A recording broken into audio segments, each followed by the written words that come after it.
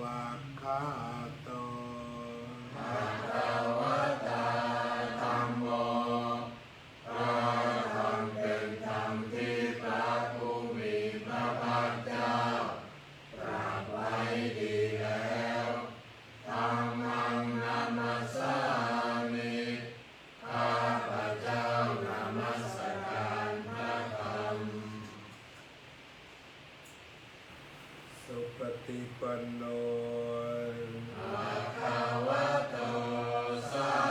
วกสังโฆพระสงฆ์สาวกของพระผู้มีพระภาคเจ้าป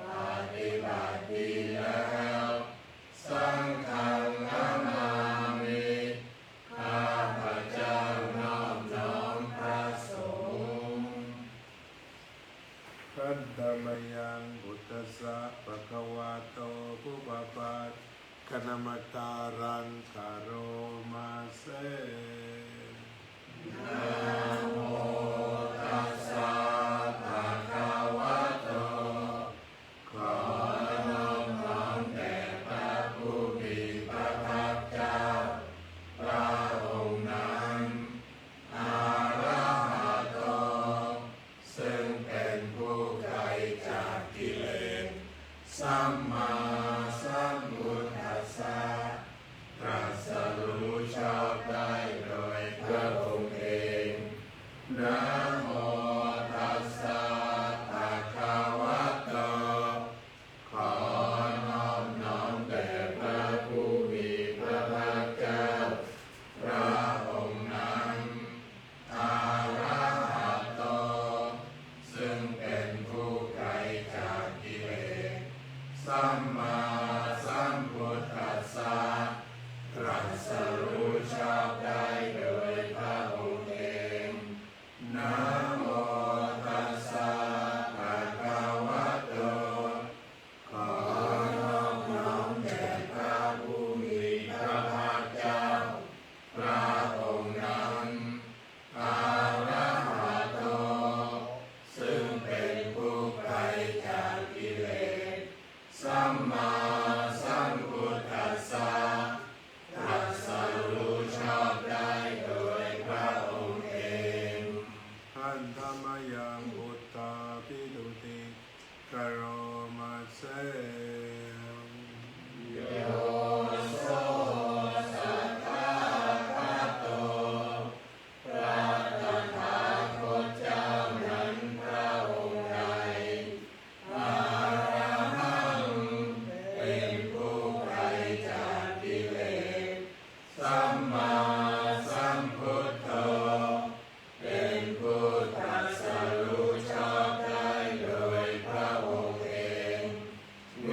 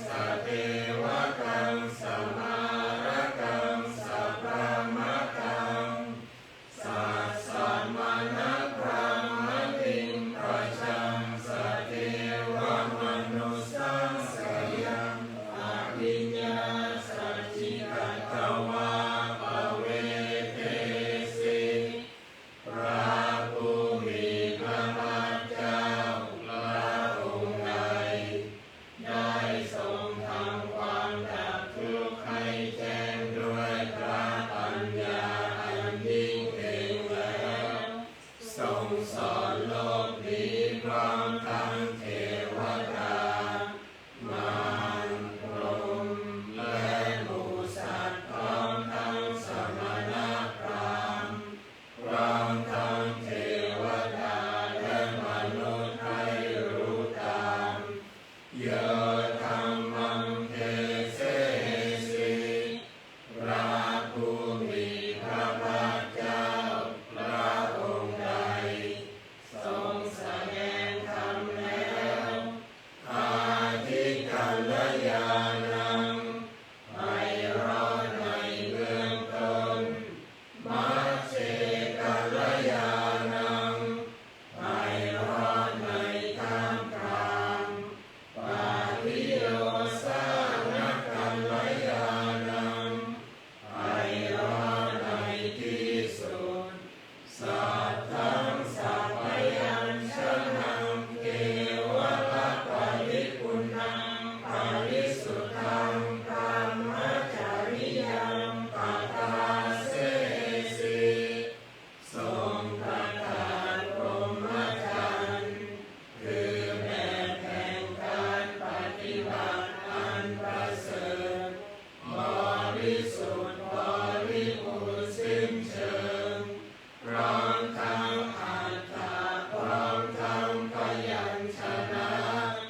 ตามหังภคะวันตังอภิปูชยามิ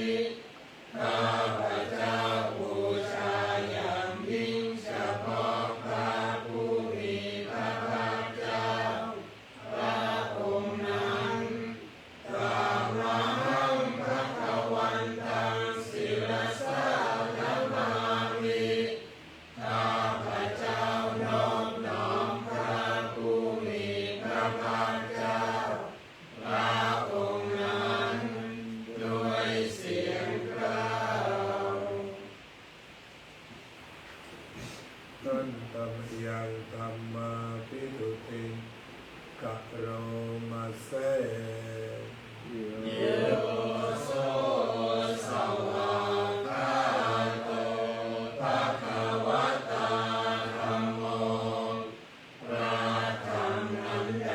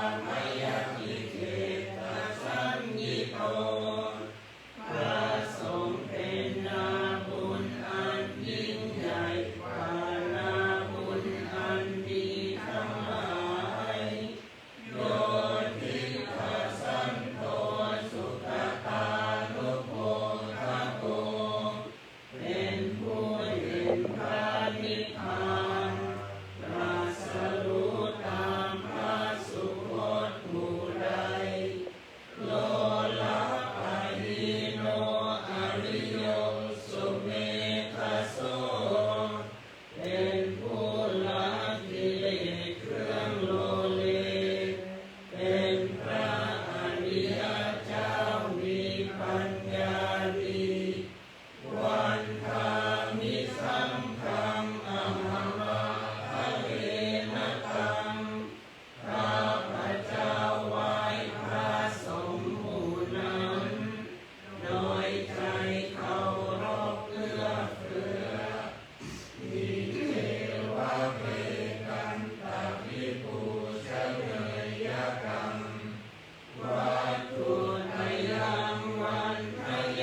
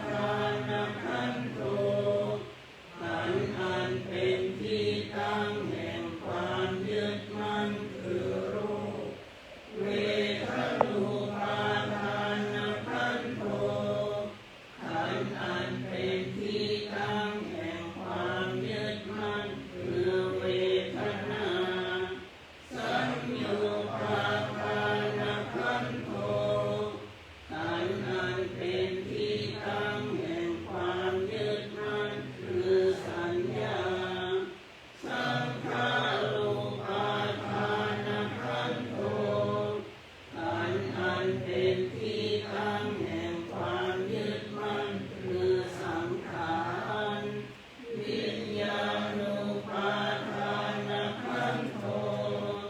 ขันธ์อันเป็นที่ตั้งแห่งความยึดมั่นคือวิญญาณเยสังปริญญายาเพื่อให้สาวกกำหนดรอบรู้อุปาทานขันธ์เหล่านี้เองปรมาโนโสภควาจึงพระผู้มีพระภาคเจ้านั้นเมื่อยังทรงพระชนอยู่เอวังพหุลังสาวกเกวิเนติย่อมทรงแนะนำสาวกทั้งหลายเช่นนี้เป็นส่วนมากเอวังภาคาจักขณัสสะภะคะวะโตสาวกเกสุอนุสาสนิปะหุลาภวัตติอันหนึ่งคำสั่งสอนของพระผู้มีพระภาคเจ้านั้นย่อมเป็นภายในสาวกทั้งหลายส่วนมากมีส่วนคือการจำแนกอย่างนี้ว่ารูปังอนิจจังรูปไม่เที่ยงเวทนาอนิจจาเวทนาไม่เที่ยงสัญญาอนิจจา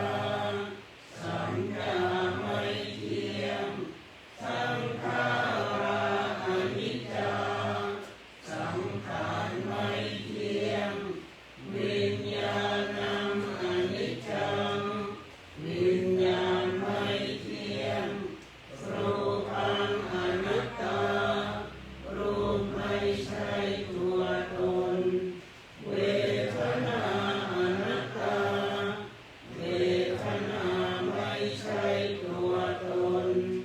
สัญญาอนัตตาสัญญาไม่ใช่ตัวตนสังขาราอนัตตาสังขารไม่ใช่ตัวตนวิญญาณังอนัตตา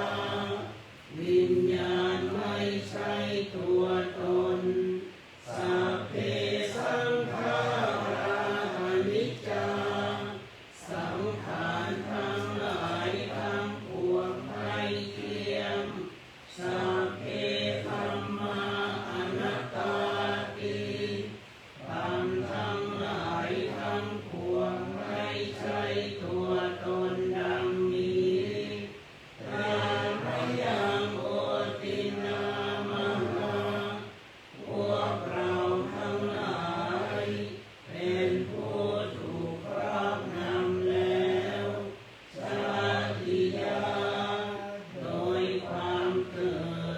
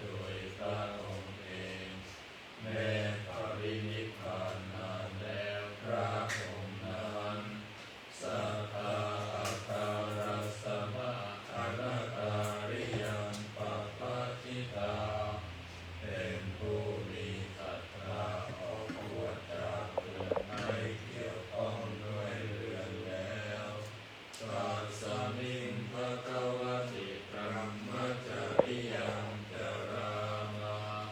ประพฤติอยู่ซึ่งพรหมจรรย์ใน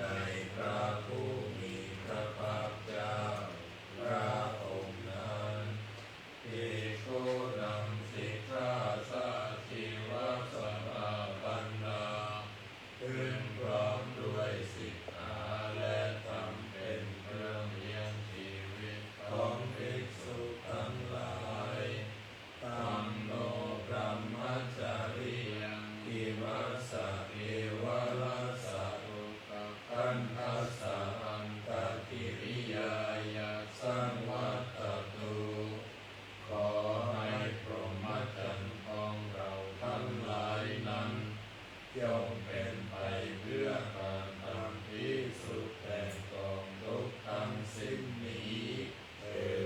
ด อินะปรินิพพุตังปิตังภะคะวันตังสารนังคัจฉาเราทั้งหลาย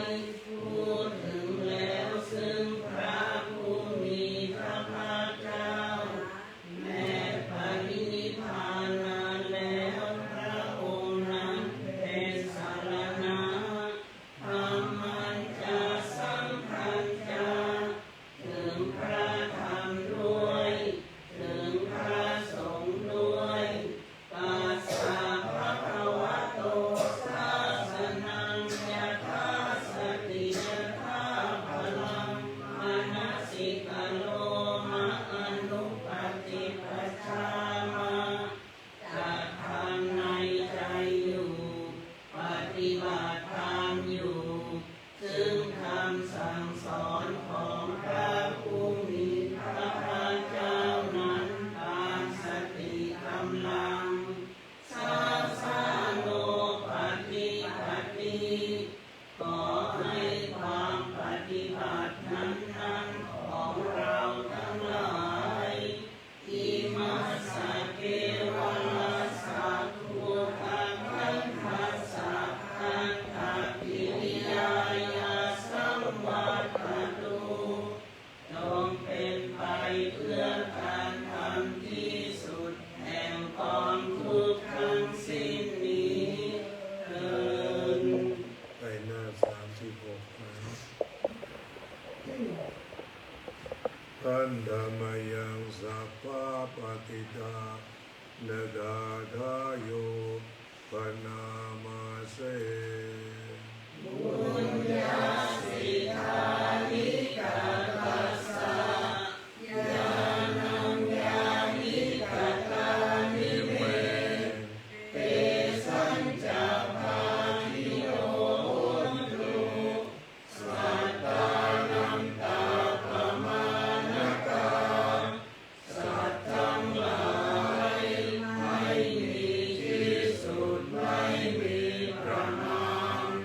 จงมีส่วนแห่งบุญที่ข้าพเจ้าได้ทำในบัดนี้และแห่งบุญอื่นที่ได้ทำไว้ก่อนแล้วเยปิยาคุณาวันตาจาไม่หังมาตาปิตาทโยนิทามิจักปยาทิทาวาอันเยมัชฌัตตเวริโยคือจะเป็นสัตว์เหล่าใดซึ่งเป็นที่รักใคร่และมีบุญคุณเช่นมารดาบิดาของข้าพเจ้าเป็นต้นก็ดีที่ข้าพเจ้าเห็นแล้วหรือไม่ได้เห็นก็ดีสัตว์เหล่าอื่นที่เป็นกลางกลางหรือเป็นผู้เวรกันก็ดีสัตตาทิทันติโลกัสสมิงเตภุมมาจตุโยนิกา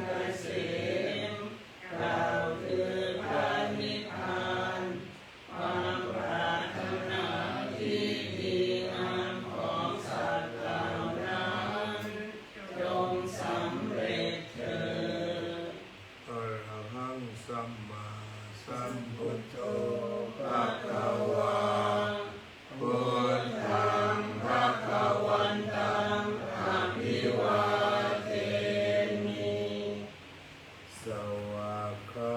โต ภะคะวะตาธัมโมธัมมังนัมมัสสามิ สุปฏิปันโน ภะคะวะโตสาวกสังโฆสังฆังนามามิ ตั้งนะโมถวายสังฆทานติดต่อกันไป นะโมตัสสะภะคะวะโตอะระหะโตสัมมาสัมพุทธัสสะนะโมตัสสะภะคะวะโตอะระหะโตสัมมาสัมพุทธัสสะนะโมตัสสะภะคะวะโตอะระหะโตสัมมาสัมพุทธัสสะอิมานิมะยังพันเตภัตตานิสัพปริวารานิภิกขุสังฆัสสะโอโนชยามะสาธุโนพันเตภิกขุสังโฆอิมานิภัตตานิสัพปริวารานิปฏิคันหาตุธัมหากังทีฆารตังวิตายะสุขายะข้าแต่พระสงฆ์ผู้เจริญข้าพเจ้าทั้งหลายขอน้อมถวายซึ่งภัตตาหารกับของบริวารทั้งหลายเหล่านี้แด่พระภิกษุสงฆ์ขอพระภิกษุสงฆ์จงโปรดรับซึ่งภัตตาหารกับของบริวารทั้งหลายเหล่านี้ของข้าพเจ้าทั้งหลายเพื่อประโยชน์เพื่อความสุขแก่ข้าพเจ้าทั้งหลายสิ้นกาลนานเถิด สาธุยะถาวาริวหาปุราปริปุเรนติสาคารังเอวะเมวะอิโตทินังเปตานังอุปกปปติอิจิตังปฏิตังตุมหังคิปะเมวะสมิจจตุสัพเพปุเรนตุสังกปปาจันโทปนรสโสยตามะนิโชติรสโสยตาวิวาจันตุสัพพะโรโควินาศตุมาเตภวัตวันตรายโยสุขิติขายุโกภวะอภิวาทนาสิริสนิจจาวุฒาปัจจายโนจัตตารโอธรรมาวัฏันติอายุวันโนสุขังภาลังปฏิสังขายโยนิโสปิตาปาตังมาเตเสวามิ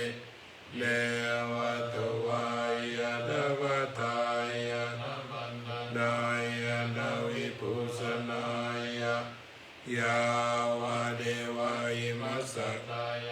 ทิฏฐิยายาปนายาวิหิงสุปารติยาริยานุภายะเอเดปุรานันจเวทนังปฏิหังคานินาวันจเวทนังนาอุปาทิสามิยาตราจะเมภวิสสติยาภาสุริยโรจาติอนุโมทนายินดีในบุญของทุกท่านเถิด